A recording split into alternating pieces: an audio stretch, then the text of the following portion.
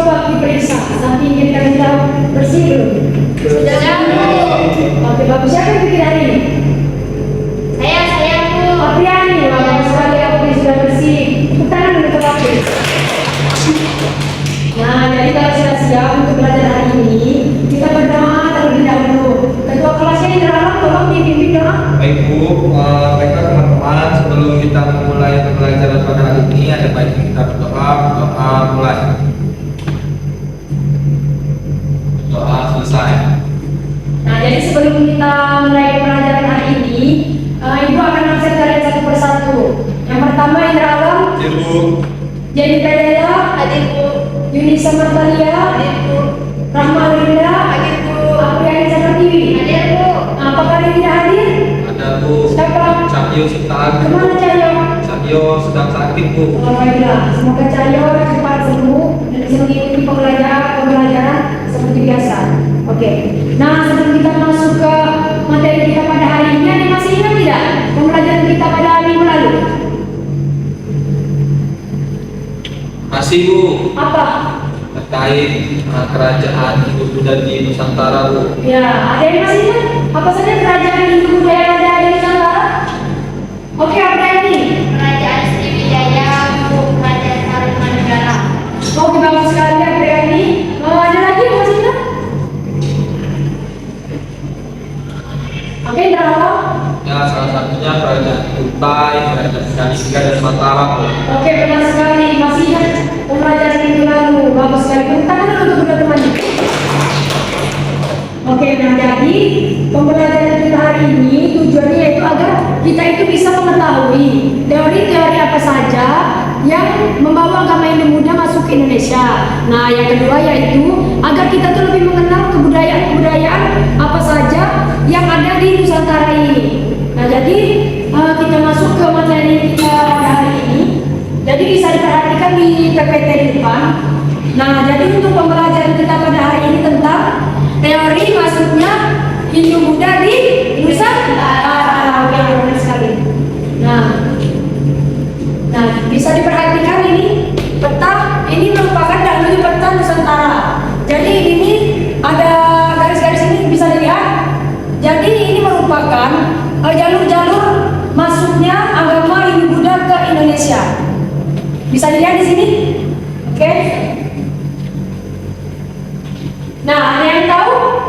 Perhatikan siapa yang membawa peradaban Hindu Buddha ke Indonesia? Ada yang tahu? Ada yang tahu? Oke, belum ada ya. Baik, Ibu akan menjelaskan.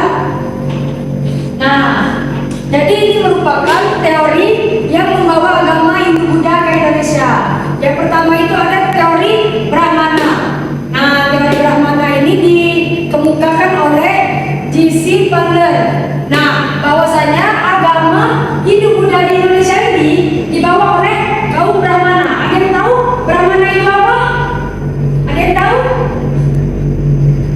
Oke, Apriani, ada yang tahu apa?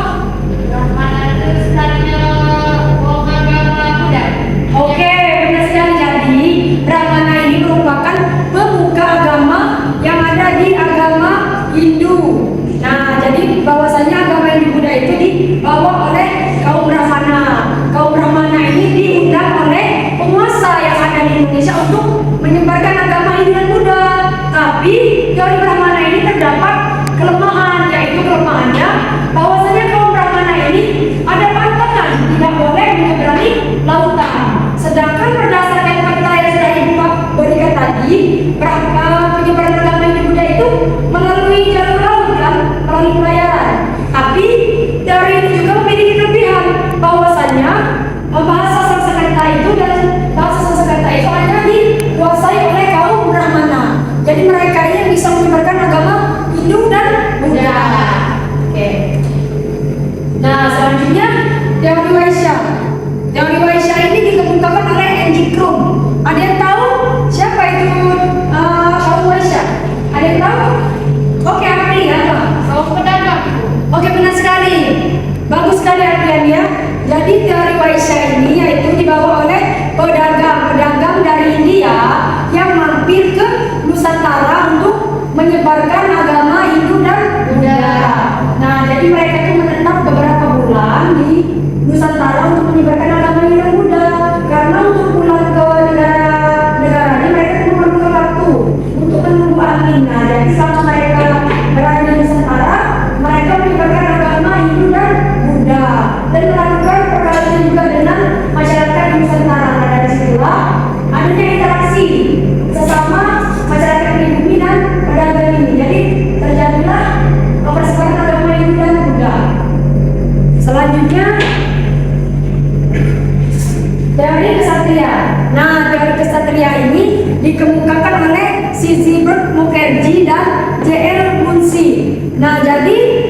bahwasanya agama Hindu dan Buddha itu disebarkan oleh kaum kesatria atau prajurit. Nah, jadi mereka itu datang setelah peperangan, kalau peperangan mereka itu pergi ke tempat lain, melarikan diri lah ibaratnya, melarikan diri yaitu ke Nusantara.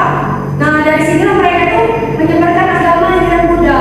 Namun kelemahan dari teori ini belum ada bukti-bukti yang membuktikan bahwasanya mereka itu menaklukkan tempat-tempat di Nusantara ataupun mereka melarikan diri di Nusantara.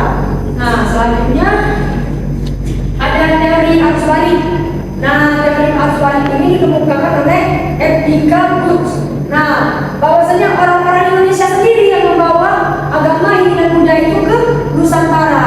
Mereka dari Indonesia belajar agama Hindu dan Buddha ke India maupun ke Cina. Terus balik lagi ke Indonesia untuk menyebarkan agama Hindu dan Buddha ini. Jadi mereka itu belajar dan balik lagi untuk menyebarkan agama Hindu dan Buddha. Oke. Namun teori ini terdapat kelemahan bahwasanya pada zaman itu masyarakat Indonesia itu masih bersifat pasif. Jadi mereka itu tidak pergi kemana-mana. Itu yang menjadi kelemahan dari teori ini. Nah, teori yang lain yaitu ada teori sudra. Teori sudra ini dikemukakan oleh Van Peber. Nah, bahwasanya kaum budak lah yang menyebarkan agama Hindu dan Buddha ke Indonesia. Jadi di India itu terdapat sistem kasta.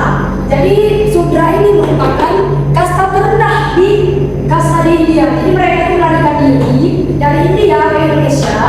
Terus mereka lah yang menyebarkan agama Hindu dan Buddha. Namun teori ini sangat lemah. Jadi tidak banyak yang mendukung teori.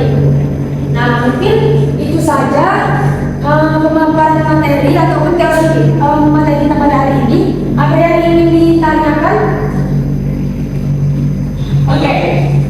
Oke, jadi di situ tanya tadi kan sudah dijelaskan terkait kelebihan dan kekurangan teori masing-masing. Nah, pertanyaan saya, teori mana yang paling lemah dan antara seluruh teori tadi? Oke, baik, terima kasih Nah Indra Alam. Jadi sudah dijelaskan tadi teori yang paling lemah itu ialah teori sudra. Karena teori ini kaum budak, jadi mereka tuh tidak mungkin untuk menyebarkan agama Hindu dan Buddha. Jangan untuk menyebarkan, mereka ini budak, jadi mereka tidak mungkin bisa bahasa Sanskerta maupun belajar rupa lawa. Nah, jadi itu. Nah, mungkin kita bentuk kelompok terlebih dahulu ya untuk materi kita pada hari ini. Mungkin kita bagi menjadi kelompok. Kelompok pertama yaitu Apriani dan Rahma Linda, Yunisa Natalia. Setelah itu jadi Perdana dan Indra Alam. Nah, jadi setiap kelompok mendiskusikan teori manakah yang paling relevan terkait teori-teori ini yang menyebarkan agama Hindu dan Buddha ke Indonesia. Ibu tunggu dalam waktu 5 menit.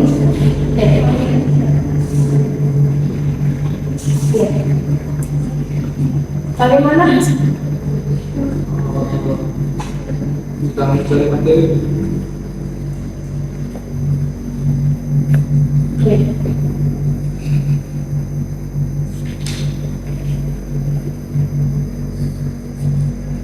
Oke, waktunya sudah 5 menit ya.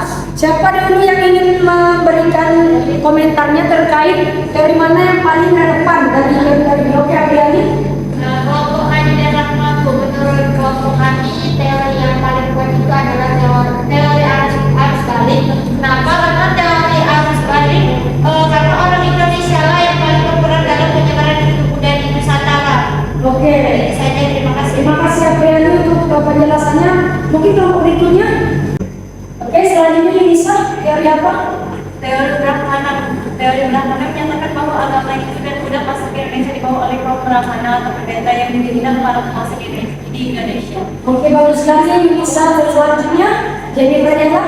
Kalau menurut saya itu teori Waisaku yang dibawa oleh kaum pedagang. Sebab kan kaum pedagang itu kan sudah berjalan dari zaman dahulu. Jadi menurut saya teori Waisa yang paling relevan. Oke, bagus sekali jadi Perdana. Selanjutnya Indra Alam. Baik, Bu, menurut saya teori yang paling relevan berdasarkan penjelasan itu ini teori kesatria. Karena teori kesatria itu berisikan golongan bangsawan yang mana mereka kuat, bisa belajar bahasa Sanskerta. Oleh karena itu menurut saya mereka yang mendapatkan dan mendukung Nusantara. Oke.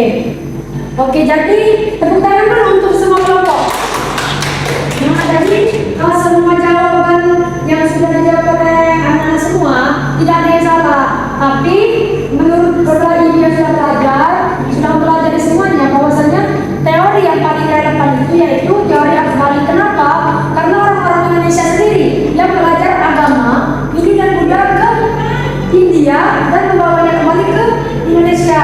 Terdapat bukti yaitu prasasti Nalanda yang mendukung teori arus balik ini. Nah, baiklah. Setelah itu ada yang ingin menyimpulkan materi terkait pembelajaran kita pada hari ini? Ada yang ingin menyimpulkan materi? Oke, Indra Alam silakan. Menurut saya berdasarkan yang sudah dijelaskan ada 5 teori yang berkembang, yaitu pertama teori Pramana, teori Ksatria, teori Waisya, teori Sudra, dan teori arus balik. Tetapi berdasarkan 5 teori tersebut, setiap teori memiliki kelemahan dan kekurangan masing-masing, dan teori yang paling relevan untuk digunakan sebagai pijakan untuk mengetahui siapa yang membawa peradaban Hindu-Buddha ke Nusantara, yakni teori arus balik, di mana yang menyatakan bahwa yang membawa ajaran Hindu-Buddha itu adalah orang Indonesia sendiri, yang mana mereka belajar terlebih dahulu kemudian kembali untuk menyebarkan ajaran Hindu-Buddha ke tanah air mereka. Oke, benar sekali ya Indra Alam, bagus sekali. Sangat sudah mengerti ya, tampaknya kalian sangat mengerti tentang materi kita pada hari ini. Jadi benar, teori-teori ini yang menjadi teori maksudnya agama Hindu di Indonesia ada teori Brahmana, Waisya, Ksatria, arus balik, dan teori Sudra. Nah, jadi sebelum kita akhiri pembelajaran kita pada hari ini, Ibu ada tugas untuk kalian. Nah, setiap orang membuat infografis tentang teori-teori yang sudah kita jelaskan tadi, dan minggu depan dikumpul.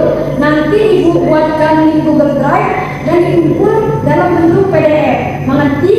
Ngerti, Bu.